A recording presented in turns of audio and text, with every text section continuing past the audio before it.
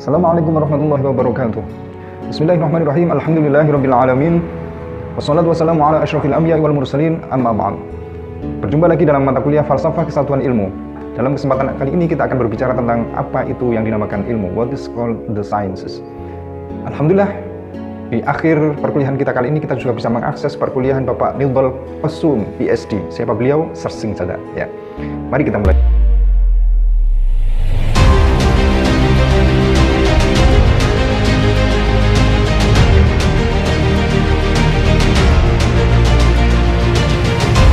Bismillahirrahmanirrahim.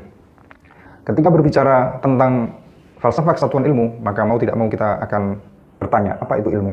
Saya ataupun siapapun ketika ditanya apa itu ilmu, sesungguhnya kita sedang mulai berpikir. Siapapun akan berpikir apa itu ilmu. Kenapa demikian? Ya karena pertanyaan itu memang pertanyaan sangat filosofis. Ya. Pada titik ini mulailah sesungguhnya orang itu berfilsafat. Jawaban tentang apa itu ilmu bisa bertentangan dengan jawaban orang lain tentang pertanyaannya sama itu. Biasanya orang akan menjawabnya dari tiga sisi ontologi, sisi epistemologi, dan sisi aksiologi. Tetapi dalam banyak kesempatan juga para pemikir menjawab ketika pertanyaan ilmu pengetahuan itu apa, maka pertanyaannya akan dijawab dengan apa yang bisa diketahui. Yang pertama, yang kedua adalah bagaimana kita mengetahui, cara kita mengetahui, dan yang terakhir adalah bagaimana pengetahuan yang kita dapatkan itu benar atau bisa dibuktikan secara benar, begitu. Nah, tetapi memang ini pertanyaan yang sangat sulit. Jangan-jangan memang tidak bisa dijawab atau tidak ada kesepakatan atas jawaban-jawaban itu, sehingga tidak akan pernah selesai. Seorang saintis mengatakan bahwa seperti anak muda yang lain, saya ingin menjadi jenius tapi gelak tawa tanpa ampun datang menyela. Ya, ada juga orang lain berkata bahwa ketika kita berangkat dari kekaburan dan mengakhirinya dengan kekaburan pula. Tetapi dalam taraf yang lebih tinggi ini begitu sulitnya menjawab apa itu sesungguhnya ilmu pengetahuan. Begitu. Jawaban-jawaban itu nanti akan sangat tergantung pada perspektif yang dipunyai oleh seseorang. Oke. Ya, sebelum kita sampai pada jawaban apa itu ilmu, kita akan membahas tentang bagaimana isyarat Al-Quran, bagaimana isyarat ajaran agama Islam ini tentang ilmu pengetahuan atau aktivitas ilmu pengetahuan. Yang pertama adalah bahwa mencari ilmu itu penting. Kata Allah, yarfa'illahu alladziina aamanu minkum walladziina utul ilma darajat. Orang yang mencari ilmu akan diberi makom yang lebih tinggi. Yang kedua, kita juga menemukan bahwa ilmu yang dapat kita dapati itu sesungguhnya hanya sedikit saja. Kata Allah, wa ma utitu minal ilmi illa qalila. Ini nanti mungkin akan sangat berhubungan dengan teori-teori di dalam filsafat, misalnya filsafat matematika atau filsafat ilmu pengetahuan alam dan juga ilmu pengetahuan sosial dan yang lain-lain. Ada teori ketak terhinggaan misalnya, bahwa ada sesuatu yang tidak bisa kita ketahui. Nah, dalam Al-Quran sendiri itu sudah dinyatakan bahwa wa ma utitu minal ilmi illa qalila. Yang ketiga adalah aktivitas keilmuan harus dalam konteks ibadah. Nah, sebenarnya aktivitas-aktivitas yang lain juga begitu, tapi karena kita pembicaraan tentang ilmu, maka aktivitas meneliti, aktivitas membaca, aktivitas bereksperimen, aktivitas menganalisis dan lain sebagainya, termasuk mempublikasikan hasil penelitian ilmiah itu semuanya harus dalam konteks beribadah. Tanpa konteks itu maka tidak berarti apa-apa. Ya.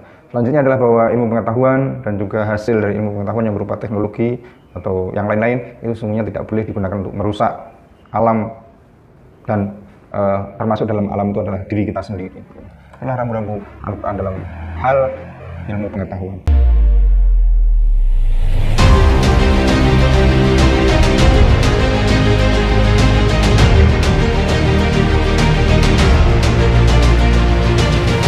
Oke, kita sampai pada pengertian dulu. Sebelum membahas yang lebih lanjut, kita buka kamus dulu satu persatu. Dalam bahasa Arab ada Kamus Mukhtarus Sihah dikatakan bahwa mengetahui atau ilmu adalah mengetahui. Arafahu al-ilmu ay al-ma'rifah atau alima ay arafa, begitu. Kemudian dalam bahasa Inggris, kamus Inggris Oxford ya, scientist itu atau science itu berasal dari kata bahasa Latin scientia yang artinya adalah knowledge.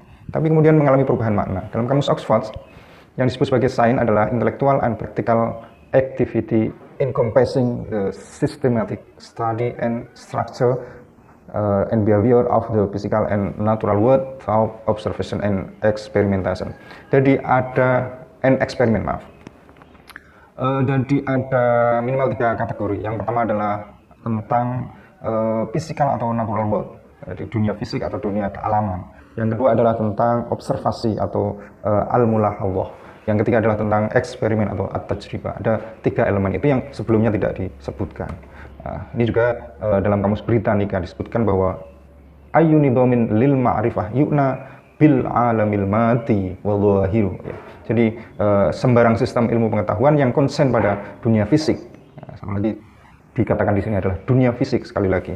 Yang kedua adalah observasi, yang ketiga adalah eksperimen. Unsur penting dalam ilmu pengetahuan harus kita sadari dulu.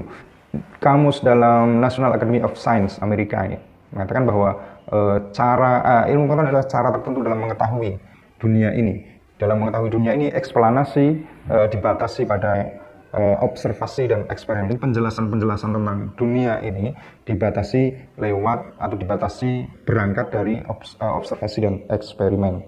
Dan juga bisa diteliti atau bisa juga dieksperimentasi lagi oleh ilmuwan-ilmuwan yang lain, other scientists. Explanation that cannot be based on empirical evidence are not a part of science. Jadi kalau ada klaim bahwa ini adalah sebuah ilmu pengetahuan tetapi tidak didasarkan pada bukti yang bersifat empiris, bukti empiris yang tadi itu, yang observasi itu tadi, maka ia tidak merupakan bagian dari ilmu pengetahuan. Sekali lagi, at-tafsirat al-ghairu mu'tamidah ala adillatin tajribiyatin hiya laysat juz'an minal ilm. Ini selanjutnya adalah pembidangan ilmu pengetahuan. Biasanya UIN membaginya menjadi 5. Ada 6, yaitu matematika, ilmu alam, ilmu sosial, ilmu humaniora, terapan, dan ilmu keislaman. Membidangkan ilmu-ilmu ini sesungguhnya mengalami proses yang cukup panjang dari era Yunani hingga hari ini. Pembidangan ini tidak ada maksud sebenarnya kecuali hanya mengelompokkan objek kajian begitu. Dan nanti kita akan bertemu pada berbagai perspektif tentang apa yang bisa dikaji karena perbedaan pembidangan ini, kemudian bagaimana cara mengkaji dan paham-paham kebenaran tentang dalam kajian-kajian itu, yang sebenarnya satu sama lain bisa saling mempengaruhi. Dalam hal ini misalnya yang paling kuat adalah ilmu alam. Ilmu alam itu mempengaruhi ilmu sosial, ilmu humaniora, bahkan dia menjadi ilmu basic dalam ilmu terapan, dan juga mempengaruhi ilmu-ilmu keislaman. Karena itu nanti kita akan berhadapan dengan paham-paham tentang kebenaran di dalam pembidangan ilmu, di mana antara ilmu alam dan ilmu sosial saling mempengaruhi misalnya begitu. Khusus dalam bidang pembidangan matematika, kita tidak akan sampaikan dalam slide ini ya, karena mungkin akan memakan waktu yang cukup lama, tetapi perdebatan tetap sama dengan ilmu-ilmu yang lain. Ada paham-paham yang banyak. Misalnya di sana ada paham namanya paham realisme. Di dalam matematika, paham realisme itu hampir sama dengan paham realisme dalam ilmu alam dan juga ilmu sosial. Gitu. Misalnya begini, matematika itu ada salah satu pahamnya bernama realisme. Realisme itu mengatakan bahwa apakah bilangan-bilangan dalam matematika itu sesungguhnya ada dan real secara wujud begitu dan terlepas dari pikiran manusia. Maksudnya begini, kalau andaikan saja bila objek-objek kealaman atau objek-objek fisik yang jumlahnya 5 itu dihilangkan di dalam dunia ini atau hilang dari dunia ini, apakah sesungguhnya angka 5 itu masih ada begitu? Atau pertanyaannya begini misalnya, apakah angka 5 itu sesungguhnya ada di luar wujud pikiran kita, di luar tidak bisa kita jangkau, dia ada nyata di luar dunia pikiran kita atau tidak? Itulah paham realisme atau yang kemudian yang bertentangannya adalah paham nominalisme. Nominalisme mengatakan bahwa sesungguhnya angka-angka itu hanyalah cara mudah pikiran kita membilangkan dunia ini dengan angka-angka begitu. Tapi sesungguhnya angka-angka itu sendiri tidak ada. Itu hanya cara kita saja. Konstruksi pikiran kita hanya dalam membilangkan bilangan-bilangan itu. Termasuk nanti ada teori tentang teori ketakterhinggaan begitu. Apakah bilangan itu habis pada bilangan tertentu? Ya, jadi tidak ada bilangan yang lepas dari pikiran kita. Misalnya 10 bagi 3 itu adalah 3,33 dan seterusnya sampai tak terhingga, sampai bilangan asli itu habis. Tapi bilangan yang 3,3 dan seterusnya itu tidak akan habis, atau sesungguhnya enggak begitu. Jadi itulah matematika. Nanti akan disampaikan dalam kesempatan-kesempatan lain yang memungkinkan.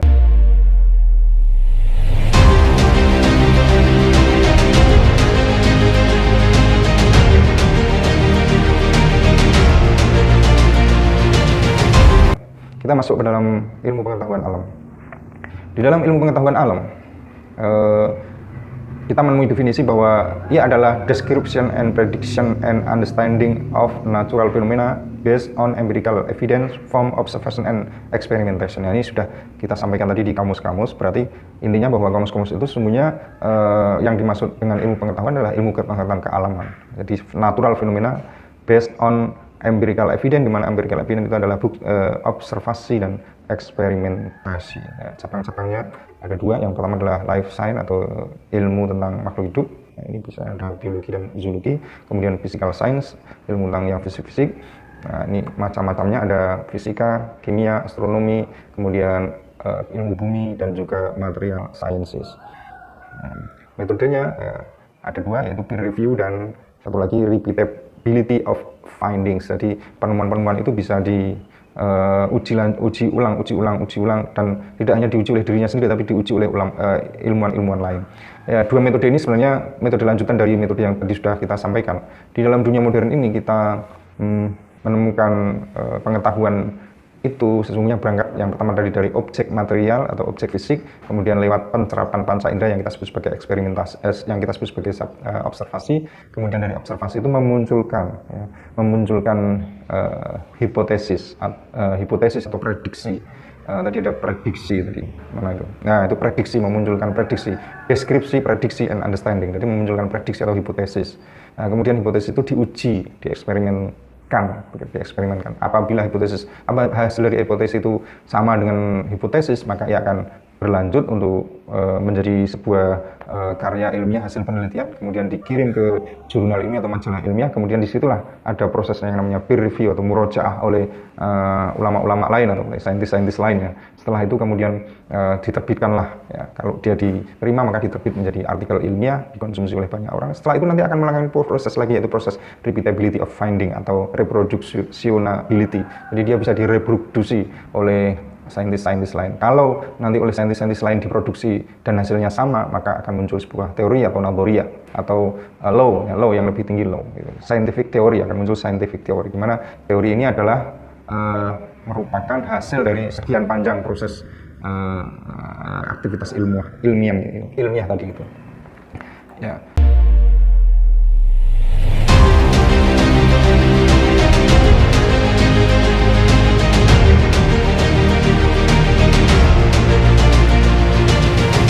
Dalam membicarakan tentang ilmu-ilmu fisik yang berangkat dari observasi dan eksperimen tadi, kita berhadapan pada paham-paham.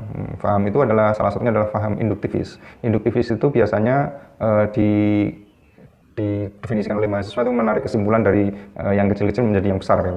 Ini definisi secara mudah saja. Tapi begini, bahwa induktivis itu berangkat dari dunia material, ya, bahwa induktivis itu berangkat dari objek yang positif, yang observable, yang bisa diobservasi, begitu. Ya, ini observable itu syarat dari induktivis, ya. Kemudian dari yang observable itu disimpulkan sebuah pernyataan, ya. Pernyataan itu adalah pernyataan dari fakta tunggal, begitu. Misalnya saya melihat burung gagak itu berwarna hitam, maka saya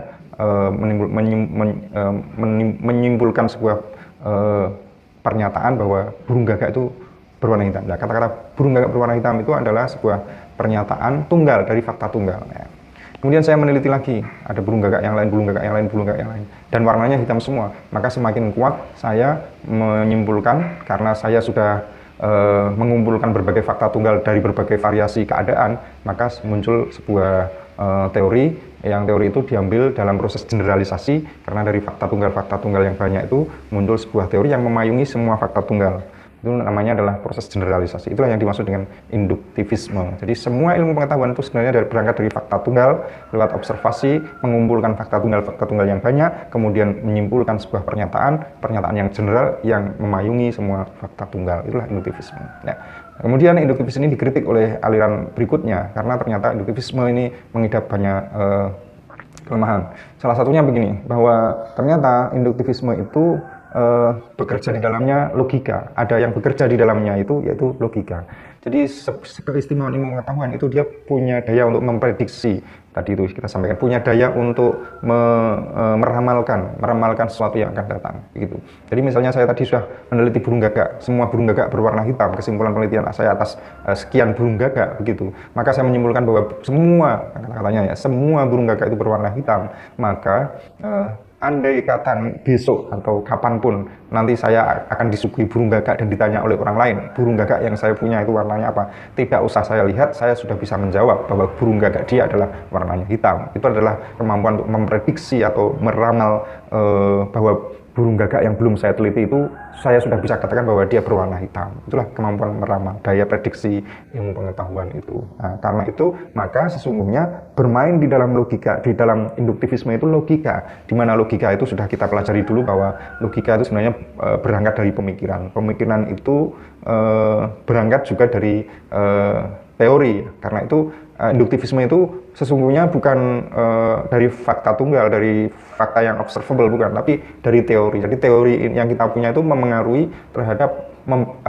upaya untuk memprediksi fakta tunggal baru yang akan kita telaah, yang tidak perlu kita telaah, tapi kita sudah punya teori di dalamnya. Jadi kalau semua gagak berwarna hitam, saya punya gagak, maka kesimpulannya adalah gagak saya berwarna hitam. Semua gagak berwarna hitam, si dia punya burung gagak, maka saya bisa memprediksi dan tidak usah saya lihat burung gagak dia berwarna hitam. Itu artinya bahwa bermain di situ prinsip-prinsip logika. Padahal prinsip-prinsip logika adalah permainan otak atau rasio. Karena itu induktivisme mengidap rumah. Yang kedua adalah bahwa induktivisme ini ketika ditanya, lalu seberapa banyak fakta tunggal yang harus dikumpulkan sehingga kita bisa menyimpulkan sebuah ilmu pengetahuan, sebuah postulat atau sebuah teori begitu, maka jawabannya tidak ada ya. Jawabannya ya akhirnya muncullah yang kedua ini, falsifikasionisme. Jadi andai saja, sudah tidak usah bertanya berapa banyak gagak yang atau fakta tunggal yang saya himpun begitu, tapi begini saja, buktikan sebaliknya. Kalau kamu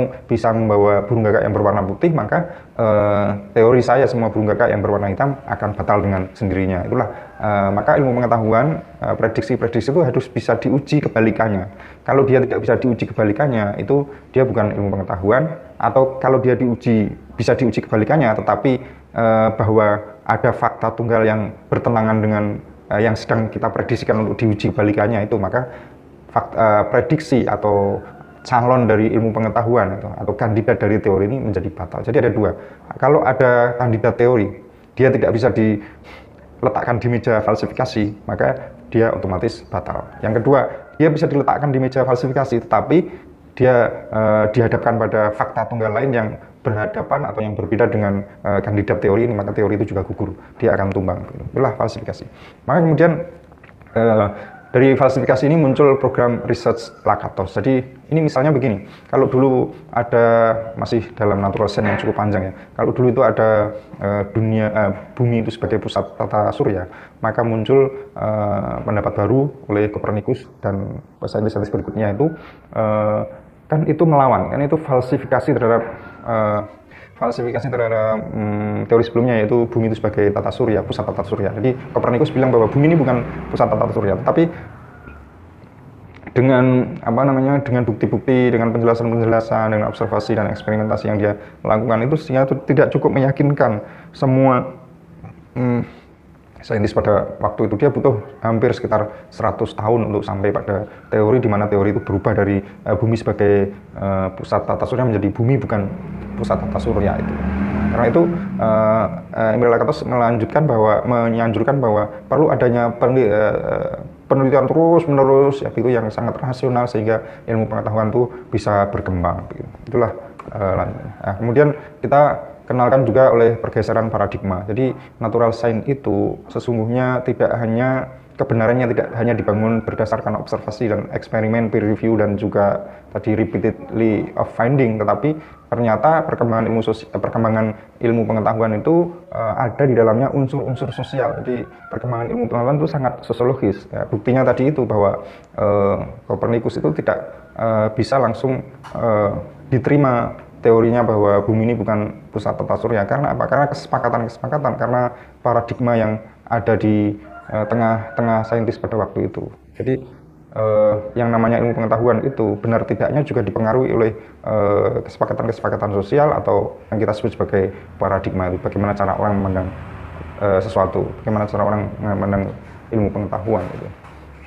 Makanya dalam hal ini kita sampai pada kenyataan bahwa kadang yang dulunya dianggap ilmu pengetahuan yang benar, maka pada saat yang lain ia akan tumbang. Jadi timbul dan tenggelam teori dalam ilmu-ilmu alam ini biasa. Gitu. Kemudian muncullah objektivisme. Jadi untuk mengantar pergeseran paradigma itu muncullah objektivisme. Kita kembali kepada objek. Gitu. Ada teori anarkistis Feyerabend. Ya. Kemudian ada realisme dan instrumentalisme, dan ada realisme non representatif. Yang terakhir saya akan sampaikan sedikit bahwa banyak dunia di dalam seluruh jagat raya ini yang unobservable, ya, tidak bisa diobservasi. Nah, kenyataannya adalah menurut paham aliran realisme non representatif ini adalah bahwa ia itu nyata, berwujud, dan lepas dari pikiran kita. Ia ada apa adanya oleh dirinya sendiri dan lepas dari pikiran kita, artinya tidak bisa kita jangkau begitu.